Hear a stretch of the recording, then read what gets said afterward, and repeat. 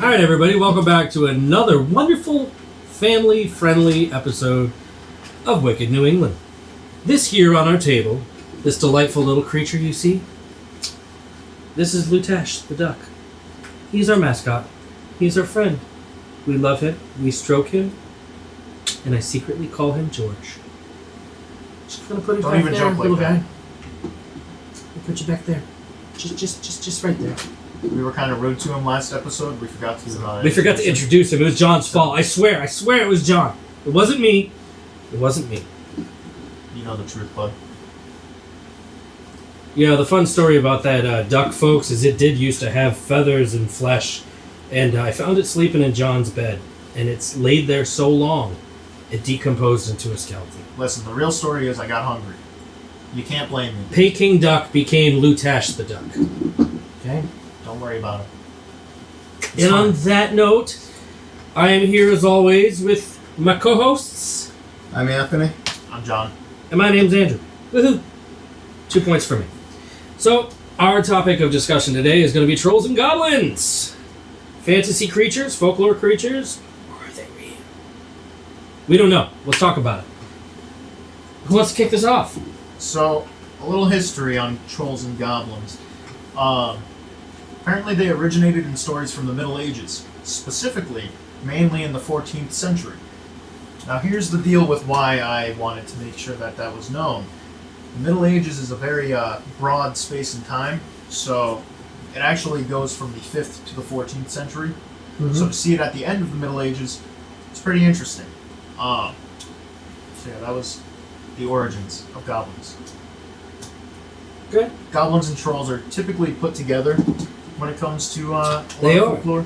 So that's why this episode is about both. Absolutely. So, originating in folklore and mythology, goblins and trolls are both supernatural beings that get depicted in many ways. Trolls generally have a more ogre-ish portrayal, if you will, sometimes giants. At least that's what some cultures believe. Trolls in particular came from Nordic folklore and fairy tales, commonly depicted as dangerous and stupid. Which, if you've watched Harry Potter, Mountain Troll, he was pretty dumb, right? Troll Bogies. If you've watched any of our episodes, you would know. It's kind of like us. Baby Sass. Over here. He's a Sasquatch. I guess in this scenario, I'd be a goblin because I'm smaller than a troll, right? Because if you're a troll, I gotta be a goblin. I gotta be smaller, right? That's how it works? Alright, yeah. So me and Anthony are goblins and you're a troll? Because you're the 6-footer? Yes, so. Okay. Trolls are suggested to live in remote locations surrounded in nature, such as caves or forests, and depicted in ways to have more of an appearance similar to humans, with human behaviors, just much larger.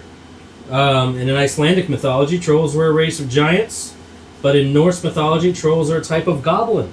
They're actually kind of combined, as we were talking about there. Also, as far as goblins go, they were small humanoid monsters featured heavily in fairy tales and folklore. Obviously, we use them in Dungeons and Dragons, other role-playing games, movies, Lord of the Rings, Harry Potter, John's bed sheets, you name it. What? Was that not a troll? Don't worry about it. No. Actually, he's got UFC bed sheets. He just doesn't like me. No. Used to be Spider-Man. Grew up. Now it's fighting. It's okay. It's cool. Nothing wrong with that, folks. Okay? If I had my way, I'd still have themed sheets. They just don't sell them in a king size. Which, what's with that, okay? You know, I walk into Walmart, I get my son sheets for, like, Spider-Man, Scooby-Doo, frickin', I don't know, Harry Potter, if you want. Why can't I get Harry Potter adult-fitted sheets for my bed? So it actually doesn't make sense to me, because, okay, so here's the deal. My favorite sheets, like, this is past the UFC jokes. If I could have UFC sheets, I would. However, the coolest sheets I own are, like, fish. It's like a fish design.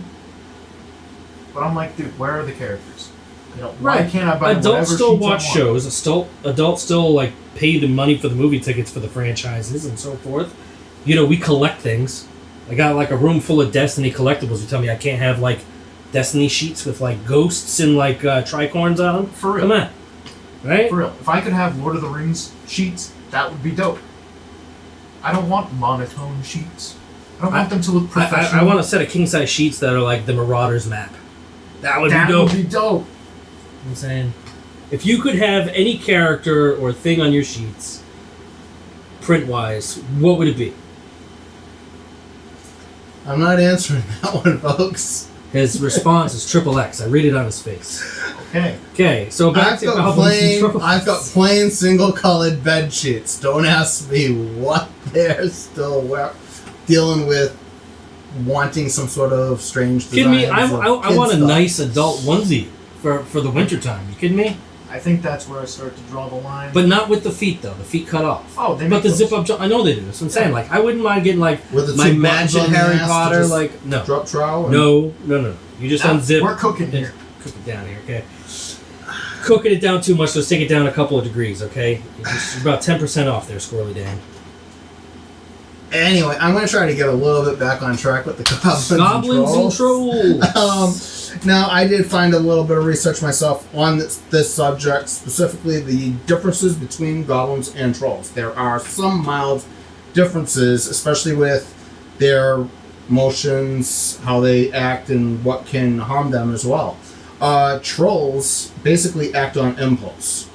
Yes. They are very impulsive. They can only be harmed or killed by fire or acid as well. If they lose an arm or a limb, they can regrow it. Same with their head. They can lose their head, and in some cases, two heads can regrow back in their place. Now, these are, of course, grand tales of what they were from back then.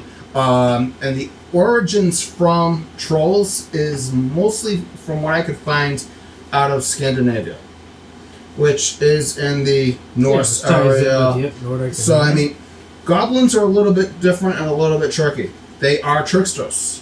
They do have a tendency to be a little bit more hostile towards women and children. And they do... To echo that, though, like, let's stay on that for a second. Because the other thing I read also is goblins are typically more likely to be submissive and like you as long as they think you can kill them.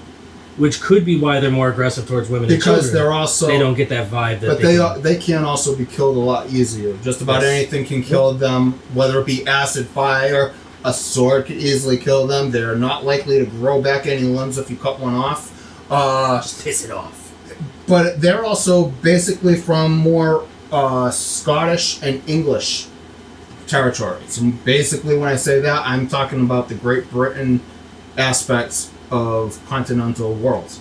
And it's quite interesting because trolls with their impulse, they're also more aggressive, and they're most likely to attack and kill humans, regardless, man, woman, child. Hey, if your flesh was green, you'd be pissed off too. Well, I If can you get were that. big and you had no threats, and someone rolls up on your cave, What? I mean, The one thing that I did find that they have in common, they are both attracted to gold. Yeah. Which kind of makes me wonder and beg the question, and I'm going to ask this one, because goblins are basically from, like, the Scottish, British Isles. Is it possible that leprechauns do exist? And if they do, are they considered a goblin or a troll? I think they'd be considered a goblin. That's just me saying because They're known to be very small. trolls are known to be a little bit more human-esque, whereas a goblin is more like horrific. And I mean, have any of you ever seen the Leprechaun horror movies? I have. That little Yeah. dude is horrific, straight up. But I've also seen a lot of leprechaun stories and whatnot, too, where they make them look like innocent, sweet Look, old my individuals son that are eats Lucky Charms tricksters. every day, but even still, the guy on the box looks But they're innocent. also known to... Leprechauns are also known to be tricksters, too, so I would lean more towards That's the kind goblins. of where I was going to, because goblins are known to have magical properties in the stories of goblins. You know, so if anything, maybe leprechauns are like their cousin. You know, because goblins are known to have magical properties, leprechauns are known to have magical properties. They're both known to be tricksters. They're both known to be smaller. So if leprechauns are like goblins, let's keep this up, because there's another one we haven't brought into the mix, and we didn't talk about, like we weren't going to talk about it, but I'm going to bring it up anyway. Orcs.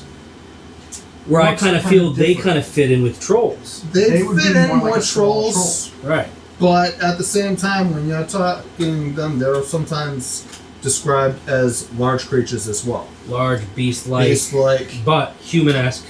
See, They I would walk say like a human. an orc would be like a small troll, because when I imagine a troll, I'm thinking giant. But with an orc, we're thinking like the size of a man or slightly larger. So we're You know what I thinking mean? like orc, ogre, troll. Like, you know. Yeah. You know what I Yeah. mean? No, I Because an get ogre that. is pretty trollish too. I mean, look at Shrek, right? If we had to call Shrek anything, what would we call him? We'd call him, you know what I mean? Ogre. He's an ogre, but I mean, he'd be, in the terms of troll and goblin, he'd be probably more of a troll. Now another one. So, one that kind of hits closer to home. Wicked New England. Zaboomafoo. No. No, I think I I'm know sorry where John's for- going. I think I know where John's going with this one. Puckwudgies. Yes. They're the American Goblin. 100% Puckwudgies are goblin, but I actually like, they're like a goblin that's more like a, Described with more troll-like not a features. hamster, but like a, Porcupine. there you go, porcupine, that's what I was looking for. Quills, you know what I mean? But they would be like the American version of a goblin story. True, Yeah, but very Puckwudgie true. is also a shapeshifter. Magical properties. True, fair enough. Maybe not a one-to-one representation, but that would be the American, Goblin-esque. Yeah. you know, version. But back to the original part of the question that I had is, what do you guys think about trolls and goblins both sharing the liking to like gold jewelry and the shiny trinkets? Well, that if Dungeons and Dragons has taught me anything, it's that yes, they all love gold. You know what I mean? So I definitely believe that 100%. well, And a lot of movies that I've seen as well that have like trolls, goblins, especially goblins. here's my thought. Back then, you know, what did people consider currency? It was gold. It was minerals. Silver. Bronze, Stuff like that. copper. Mhm. Well, the point being, of course, all of the things that they would, you know, fear to be bumping in the night, right, are going to want what they consider valuable. Their families and their money, right? I mean, that kind of also goes into why dragons hoard gold, right? Not all dragons hoard gold. Not all, but Certain colored dragons hoard gold. that's a different Which, if you episode. want to dive into that as an episode, folks, if you'd like to hear about that, definitely drop it in the comments because I wouldn't mind doing a lot of research on dragons either. That'd be pretty fun. Because there's so much different lore for each type and color of dragon. They're actually quite specific. You know what I mean? So that'd be interesting to look at as well. Very interesting. Well, my point being, it kind of makes sense why the lore would go and be taking things that are valuable, that people would consider valuable anyway, and, you know, you have these scary monsters that want it. If they want to take it, most people aren't going to be able to fight it up. Fair enough. That's my thought anyway. I mean, I wasn't there when the stories were first written, but What about the one under your bed? Huh? Think about that when you go to sleep. Anthony, you have anything else for us? on Nah, this I one? got nothing No? else on this I one. don't think It's alright, anything can folks. sit under my bed. I think we're actually going to close this one out. It's actually a pretty short one, but it was a fun talk. You know, I mean, obviously, there's only so much research we can really do. Maybe next time I'll get these guys to jump in, come with me, and play a game of Dungeons and Dragons. And we can really get some troll and goblin action going on. But That might be a fun episode. maybe A for one another shot. episode. Awesome. I'm down. I've DM'd before. Dude, I got my bag of goods like right over there. I'm ready to go. You're like, I have a one shot in the chamber. right. If you guys want to see that episode, let us know in the comments. So on that, we'll hit you up on the next one and roll for initiative. Bye, guys. Later.